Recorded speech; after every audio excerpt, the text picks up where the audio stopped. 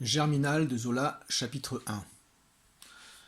Dans la plaine rase, sous la nuit sans étoiles, d'une obscurité et d'une épaisseur d'encre, un homme suivait seul la grande route de Marquienne à Montsou, 10 kilomètres de pavés coupant tout droit à travers les champs de betteraves.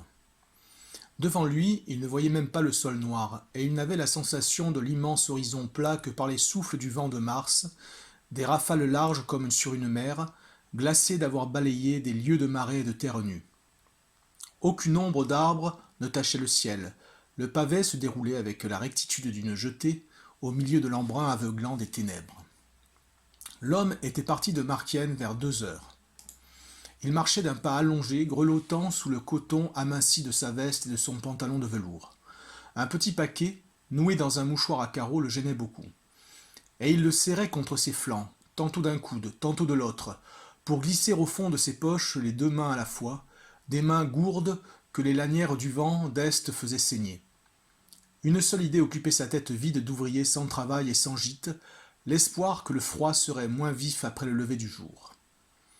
Depuis 1 heure, il avançait ainsi lorsque sur la gauche, à 2 kilomètres de Montsou, il aperçut des feux rouges, 3 brasiers brûlant au plein air, et comme suspendus. D'abord, il hésita, pris de crainte, puis il ne put résister au besoin douloureux de se chauffer un instant les mains. Un chemin creux s'enfonçait, tout disparu. L'homme avait à droite une palissade, quelques murs de grosses planches fermant une voie ferrée, tandis qu'un talus d'herbe s'élevait à gauche, surmonté de pignons confus, d'une vision de village aux toitures basses et uniformes. Il fit environ 200 pas. Brusquement, à un coude du chemin, les feux reparurent près de lui, sans qu'il comprît davantage comment ils brûlaient si haut dans le ciel mort, pareil à des lunes fumeuses. Mais, au ras du sol, un autre spectacle venait de l'arrêter. C'était une masse lourde, un tas écrasé de constructions, d'où se dressait la silhouette d'une cheminée d'usine. De rares lueurs sortaient des fenêtres crassées, 5 ou 6 lanternes tristes étaient pendues dehors, à des charpentes dont les bois noircis alignaient vaguement des profils de tréteaux gigantesques. Et, de cette apparition fantastique noyée de nuit et de fumée, une seule voix montait, la respiration grosse et longue d'un échappement de vapeur qu'on ne voyait point. Alors l'homme reconnut une fosse. Il fut repris de honte. À quoi bon? Il n'y aurait pas de travail. Au lieu de se diriger vers les bâtiments, il se risqua enfin à gravir le terri sur lequel brûlaient les 3 feux de houille dans des corbeilles de fonte pour éclairer et réchauffer la besogne. Les ouvriers de la coupe à terre avaient dû travailler tard. On sortait encore les débris inutiles. Maintenant, il entendait les moulineurs pousser les trains sur les tréteaux. Il distinguait des ombres vivantes culbutant les berlines près de chaque feu. « Bonjour !» dit-il en s'approchant d'une des corbeilles. Tournant le dos au brasier, le charretier était debout. Un vieillard vêtu d'un tricot de laine violette coiffé d'une casquette en poil de lapin, pendant que son cheval, un gros cheval jaune, attendait, dans une immobilité de pierre, qu'on eût vidé les 6 berlines montées par lui. Le manœuvre employé au culbuteur, un gaillard roux et efflanqué, ne se pressait guère, pesait sur le levier d'une main endormie. Et là-haut, le vent redoublait, une bise glaciale dont les grandes haleines régulières passaient comme des coups de faux. « Bonjour, répondit le vieux. Un silence se fit, l'homme, qui se sentait regarder d'un œil méfiant, dit son nom tout de suite. « Je me nomme Étienne Lantier, je suis machineur. Il n'y a pas de travail ici ?» Les flammes l'éclairaient. Il devait avoir 21 ans. Très brun, joli homme, l'air fort malgré ses membres menus. Rassuré, le charretier hochait la tête. « Du travail pour un machineur? Non, non, il s'en est encore présenté 2 hier. Il n'y a rien. » Une rafale leur coupa la parole. Puis Étienne demanda en montrant le tas sombre des constructions au pied du terri. « C'est une fosse, n'est-ce pas ?» Le vieux, cette fois, ne put répondre.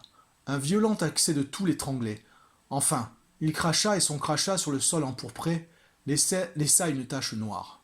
« Oui, une fosse, le Voreux. Tenez, le coron est tout près. » À son tour, de son bras tendu, il désignait dans la nuit le village dont le jeune homme avait deviné les toitures. Mais les 6 berlines étaient vides. Il les suivit sans un claquement de fouet, les jambes raidies par des rhumatismes, tandis que le gros cheval jaune repartait tout seul, tiré pesamment entre les rails, sous une nouvelle bourrasque qui lui hérissait le poil. Le Voreux, à présent, sortait du rêve. Étienne, qui s'oubliait devant le brasier à chauffer ses pauvres mains saignantes, regardait, retrouvait chaque partie de la fosse, le hangar goudronné du criblage, le beffroi du puits, la vaste chambre de la machine d'extraction, la tourelle carrée de la pompe d'épuisement. Cette fosse, tassée au fond d'un creux, avec ses constructions trapues de briques, dressant sa cheminée comme une corne menaçante, lui semblait avoir un air mauvais de bête goulue, accroupie là pour manger le monde. Tout en l'examinant, il songeait à lui, à son existence de vagabond depuis 8 jours qu'il cherchait une place. Il se revoyait dans son atelier du chemin de fer, giflant son chef, chassé de l'île, chassé de partout. Le samedi, il était arrivé à Marquienne, où l'on disait qu'il y avait du travail, aux forges. Et rien, ni aux forges, ni chez Sonneville. Il avait dû passer le dimanche caché sous les bois d'un chantier de charronnage, dont le surveillant venait de l'expulser à 2 heures de la nuit. Rien, plus un sou, pas même une croûte. Qu'allait-il faire ainsi par les chemins, sans but, ne sachant seulement où s'abriter contre la bise? Oui, c'était bien une fosse. Les rares lanternes éclairaient le carreau, une porte brusquement ouverte lui avait permis d'entrevoir les foyers des générateurs, dans une clarté vive. Il s'expliquait jusqu'à l'échappement de la pompe, cette respiration grosse et longue, soufflant sans relâche, qui était comme l'haleine engorgée du monstre.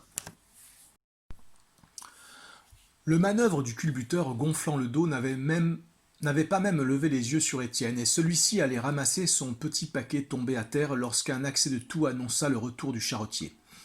Lentement, on le vit sortir de l'ombre, suivi du cheval jaune qui montait 6 nouvelles berlines pleines. « Il y a des fabriques à Montsou » demanda le jeune homme. Le vieux cracha noir, puis répondit dans le vent. « Oh, ce ne sont pas les fabriques qui manquent. Fallait voir ça il y a 3 ou 4 ans. Tout ronflait, on ne pouvait trouver des hommes. Jamais on n'avait tant gagné. Et voilà qu'on se remet à se serrer le ventre. Une vraie pitié dans le pays. On renvoie le monde, les ateliers ferment les uns après les autres. Ce n'est peut-être pas la faute de l'empereur. Mais pourquoi va-t-il se battre en Amérique? Sans compter que les bêtes meurent du choléra, comme les gens. » Alors, en courte phrase, la laine coupée, tous deux continuèrent à se plaindre. Étienne racontait ses courses inutiles depuis une semaine. Il fallait donc crever de faim. Bientôt les routes seraient pleines de mendiants. Oui, disait le vieillard, ça finirait par mal tourner, car il n'était pas Dieu permis de jeter tant de chrétiens à la rue. On n'a pas de la viande tous les jours. Encore si l'on avait du pain. C'est vrai, si l'on avait du pain seulement. Leur voix se perdait, des bourrasques emportaient les mots dans un hurlement mélancolique. Tenez, reprit très haut le charretier en se tournant vers le midi, mon sou est là. Et de sa main tendue de nouveau, il désigna dans les ténèbres des points invisibles à mesure qu'il les nommait. Là-bas, à Montsou, la sucrerie Fauvel marchait encore, mais la sucrerie Othon venait de réduire son personnel. Il n'y avait guère que la minoterie du Tilleul et la corderie Bleuze pour les câbles de mine, qui tinssent le coup. Puis, d'un geste large, il indiqua au nord toute une moitié de l'horizon. Les ateliers de construction Sonneville n'avaient pas reçu les 2 tiers de leurs commandes habituelles. Sur les 3 hauts fourneaux des forges de Marquienne, 2 seulement étaient allumés. Enfin, à la verrerie Gagebois, une grève menaçait, car on parlait d'une réduction de salaire. Je sais, répétait le jeune homme à chaque indication. J'en viens. Nous autres, ça va jusqu'à présent, ajouta le charretier. Les fosses ont pourtant diminué leur extraction. Et regardez, en face, à la Victoire, il n'y a aussi que 2 batteries de fours à coque qui flambent. Il cracha, il repartit derrière son cheval somnolent, après l'avoir attelé aux berlines vides. Maintenant, Étienne dominait le pays entier. Les ténèbres demeuraient profondes, mais la main du vieillard les avait comme emplies de grande misère que le jeune homme inconsciemment sentait à cette heure autour de lui, partout, dans l'étendue sans bornes. N'était-ce pas un cri de famine que roulait le vent de mars au travers de cette campagne nue? Les rafales s'étaient enragées. Elles semblaient apporter la mort du travail, une disette qui tuerait beaucoup d'hommes. Et, les yeux errants, il s'efforçait de percer les ombres, tourmentés du désir et de la peur de voir. Tout s'anéantissait au fond de l'inconnu des nuits obscures. Il n'apercevait très loin que les hauts fourneaux et les fours à coque. Ceux-ci, des batteries de 100 cheminées, plantées obliquement, alignaient des rampes de flammes rouges, tandis que les 2 tours plus à gauche brûlaient toutes bleues en plein ciel comme des torches géantes. C'était d'une tristesse d'incendie. Il n'y avait d'autre levée d'astres à l'horizon menaçant que ces feux nocturnes des pays de la houille et du fer. « Vous êtes peut-être de la Belgique » reprit derrière Étienne le charretier qui était revenu. Cette fois, il n'amenait que 3 berlines. On pouvait toujours culbuter celle-là. Un accident arrivait à la cage d'extraction, un écrou cassé allait arrêter le travail pendant un grand quart d'heure. En bas du terri, un silence s'était fait, les moulineurs n'ébranlaient plus les tréteaux d'un roulement prolongé. On entendait seulement sortir de la fosse le bruit lointain d'un marteau tapant sur de la tôle. Non, je suis du Midi, répondit le jeune homme. Le manœuvre, après avoir vidé les berlines, s'était assis à terre, heureux de l'accident, et il gardait sa sauvagerie muette, il avait simplement levé de gros yeux éteints sur le charretier comme gêné par tant de paroles. Ce dernier, en effet, n'en disait pas si long d'habitude. Il fallait que le visage de l'inconnu lui convînt et qu'il fût pris d'une de ces démangeaisons de confidence qui font parfois causer les vieilles gens tout seuls, à haute voix. Moi, dit-il, je suis de Montsou, je m'appelle Bonnemort. C'est un surnom demanda Étienne étonné. Le vieux eut un ricanement d'aise et montrant le voreux. Oui, oui, on m'a retiré 3 fois de là-dedans en morceaux, une fois avec tout le poil roussi, une autre avec de la terre jusque dans le gésier, la troisième avec le ventre gonflé d'eau comme une grenouille. Alors, quand ils ont vu que je ne voulais pas crever, ils m'ont appelé Bonnemort pour rire. Sa gaieté redoubla. Un grincement de poulie mal graissée qui finit par dégénérer en un accès terrible de toux. La corbeille de feu maintenant éclairait en plein sa grosse tête aux cheveux blancs et rares, à la face plate, d'une pâleur livide, maculée de taches bleuâtres. Il était petit, le cou énorme, les mollets et les talons en dehors, avec de longs bras dont les mains carrées tombaient à ses genoux. Du reste, comme son cheval qui demeurait immobile sur les pieds, sans paraître souffrir du vent, il semblait en pierre, il n'avait l'air de se douter ni du froid, ni des bourrasques sifflant à ses oreilles. Quand il eut toussé, la gorge arrachée par un raclement profond, il cracha au pied de la corbeille, et la terre noircit. Étienne le regardait le sol qu'il tachait de la sorte. Il y a longtemps, reprit-il, que vous travaillez à la mine ? Bonnemort ouvrit tout grand les 2 bras. Longtemps ? Ah oui, je n'avais pas 8 ans lorsque je suis descendu. Tenez, juste dans le Voreux, et j'en ai 58 à cette heure. Calculez un peu, j'ai tout fait là-dedans. Galibot d'abord, puis Hercher, quand j'ai eu la force de rouler, puis Haveur pendant 18 ans. Ensuite, à cause de mes sacrées jambes, ils m'ont mis de la coupe à terre, remblayeur, raccommodeur, jusqu'au moment où il leur a fallu me sortir du fond parce que le médecin disait que j'allais y rester. Alors, il y a 5 années de cela, ils m'ont fait charretier. Hein ? C'est joli, 50 ans de mine, dont 45 au fond. Tandis qu'il parlait, des morceaux de houille enflammée qui par moments tombaient de la corbeille allumaient sa face blême d'un reflet sanglant. Ils me disent de me reposer, continua-t-il. Moi, je ne veux pas, ils me croient trop bête. J'irai bien 2 années jusqu'à ma 60aine pour avoir la pension de 180 francs. Si je leur souhaitais le bonsoir aujourd'hui, ils m'accorderaient tout de suite celle de 150. Ils sont malins, les bougres. D'ailleurs, je suis solide à part les jambes. C'est, voyez-vous, l'eau qui m'est entrée sous la peau à force d'être arrosée dans les tailles. Il y a des jours où je ne peux pas remuer une patte sans crier. Une crise de toux l'interrompit encore. Et ça vous fait tousser aussi, dit Étienne. Mais il répondit non de la tête violemment. Puis, quand il put parler. Non, non, je me suis enrhumé l'autre mois. Jamais je ne toussais, à présent je ne peux plus me débarrasser. Et le drôle, c'est que je crache, Un raclement monta de sa gorge, il cracha noir. Est-ce que c'est du sang demanda Étienne, osant enfin le questionner. Lentement, Bonnemort s'essuyait la bouche d'un revers de main. C'est du charbon. J'en ai dans la carcasse, de quoi me chauffer jusqu'à la fin de mes jours. Et voilà 5 ans que je ne remets pas les pieds au fond. J'avais ça en magasin, paraît-il, sans même m'en douter. Bah, ça conserve. Il y eut un silence. Le marteau lointain battait à coups réguliers dans la fosse, le vent passait avec sa plainte comme un cri de faim et de lassitude venu des profondeurs de la nuit. Devant les flammes qui s'effaraient, le vieux continuait plus bas, remâchant ses souvenirs. Ah, bien sûr, ce n'était pas d'hier que lui et les siens tapaient à la veine. La famille travaillait pour la compagnie des mines de Montsou depuis la création. Et cela datait de loin. Il y avait déjà 106 ans. Son aïeul, Guillaume Maheu, un gamin de 15 ans alors, avait trouvé le charbon gras à Réquillart, la première fosse de la compagnie. Une vieille fosse aujourd'hui abandonnée, là-bas, près de la sucrerie Fauvel.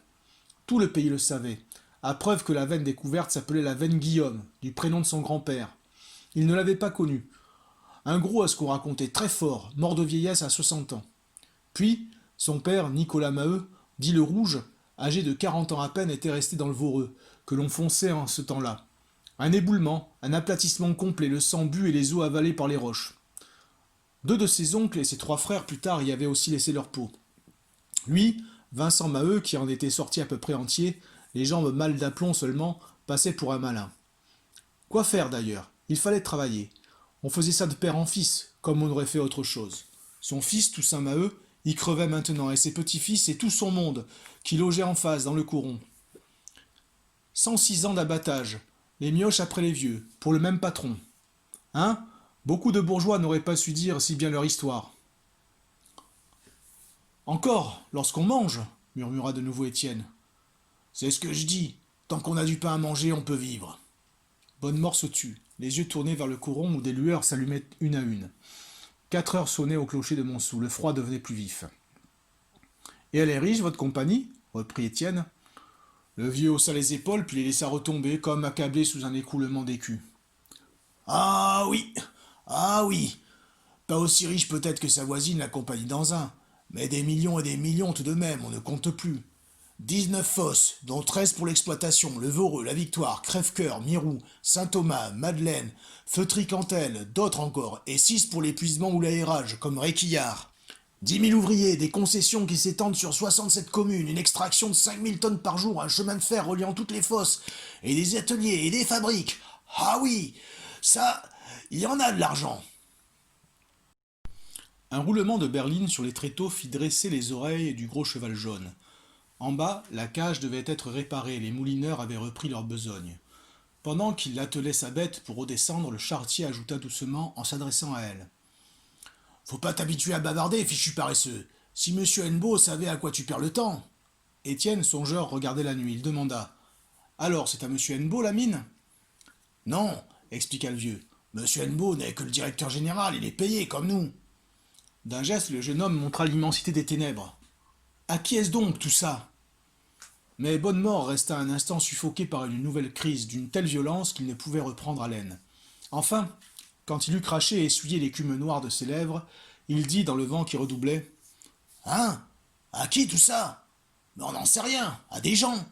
Et de la main, il désignait dans l'ombre un point vague, un lieu ignoré et reculé, peuplé de ces gens pour qui les Maheu tapaient à la veine depuis plus d'un siècle. Sa voix avait pris une sorte de peur religieuse. C'était comme s'il eût parlé d'un tabernacle inaccessible où se cachait le Dieu repu et accroupi auquel ils donnaient tous leur chair et qu'ils n'avaient jamais vu. Au moins, si l'on mangeait du pain à sa suffisance, répéta pour la 3e fois Étienne, sans transition apparente. Dame, oui, si l'on mangeait toujours du pain, ce serait trop beau. Le cheval était parti, le charretier disparut à son tour d'un pas traînard d'invalide. Près du culbuteur, le manœuvre n'avait point bougé, ramassé en boule, enfonçant le menton entre ses genoux, fixant sur le vide ses gros yeux éteints. Quand il eut repris son paquet, Étienne ne s'éloigna pas encore. Il sentait les rafales lui glacer le dos pendant que sa poitrine brûlait devant le grand feu. Peut-être tout de même ferait-il bien de s'adresser à la fosse. Le vieux pouvait ne pas savoir. Puis, il se résignait. Il acceptait n'importe quelle besogne. Où aller et que devenir à travers ce pays affamé par le chômage? Laisser derrière un mur sa carcasse de chien perdu? Cependant, une hésitation le troublait, une peur du Voreux, au milieu de cette plaine rase, noyée sous une nuit si épaisse. À chaque bourrasque, le vent paraissait grandir, comme s'il eût soufflé d'un horizon sans cesse élargi. Aucune aube ne blanchissait dans le ciel mort, les hauts fourneaux seuls flambaient, ainsi que les fours à coke, ensanglantant les ténèbres, sans en éclairer l'inconnu. Et le Voreux, au fond de son trou, avec son tassement de bêtes méchantes, s'écrasait davantage, respirait d'une haleine plus grosse et plus longue, l'air gêné par sa digestion pénible de chair humaine.